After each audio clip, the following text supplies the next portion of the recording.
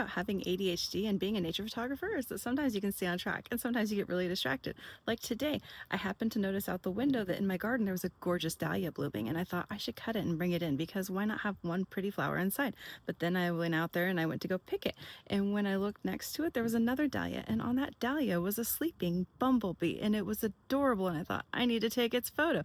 First, I took a couple with my cell phone because I thought that's great. Just remember it, it's cute, whatever, right? Well, it was still sleeping, and I thought, I gotta get my camera. On the way into the house to get my good camera, I realized I should get my macro lens. So then I thought, where's my macro lens? I had to go find that. And then I needed my tripod. But then I thought, well, if I'm gonna use a tripod, I need my remote. And then I need a light. And then I need a stool so I can sit on it because, let's be still. Let's be careful when we're using our macro photography stuff.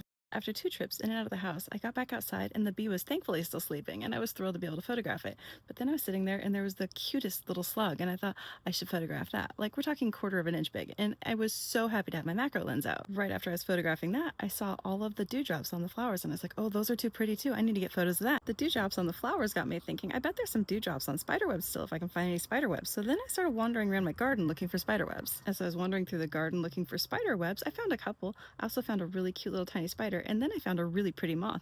So then I had to set up in a different spot and try to take photos of it, and that was really fun because it was gorgeous, absolutely gorgeous, and I was thrilled to find it. I was about to be done with my photography when I decided that, what I haven't done in a while is actually some video with my camera, and I thought, ooh, macro video could be really cool.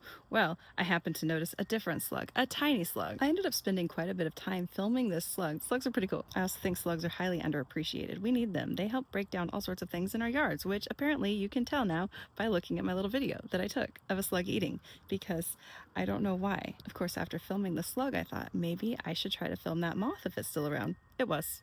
It was. I decided to look around for any other little creatures, and I found a tiny little spider, which I decided to film too because I had to film it. It was just too cute not to, right? And it was right by some water droplets on its web. So adorable. As I was filming the little spider, I started to notice that I was feeling a little bit hungry, and I thought I should probably go eat a late breakfast because it's definitely probably about breakfast time, right?